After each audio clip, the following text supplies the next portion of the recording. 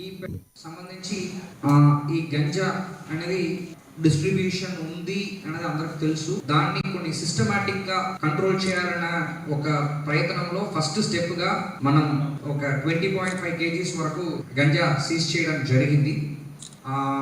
దీనిలో మనకు totally 8 members involve అవ్వడం జరిగింది. ఇప్పుడు నుంచి మన కేసెస్ అన్ని కూడా ఒకరిని పట్టుకున్న తర్వాత దానితో పాటు ఎంతమంది పెడ్లర్స్ ఎంతమంది కన్స్యూమర్స్ అనేది డిఫరెన్షియేట్ చేస్తూ ఈ పెడ్లర్స్ పైన ఎక్కువ కాన్సన్ట్రేట్, ఈ కన్స్యూమర్స్ ఎవరున్నారో వాళ్ళకు పేరెంట్స్ తో పాటు పిలిపించి కౌన్సిలింగ్ చేస్తూ ఒకవేళ కన్స్యూమర్స్ కూడా దీని ముందు కేసెస్ లో ఉన్నారంటే వాళ్ళని కూడా మనం అరెస్ట్ చేయాలని చెప్పి ప్లాన్ చేస్తున్నాం.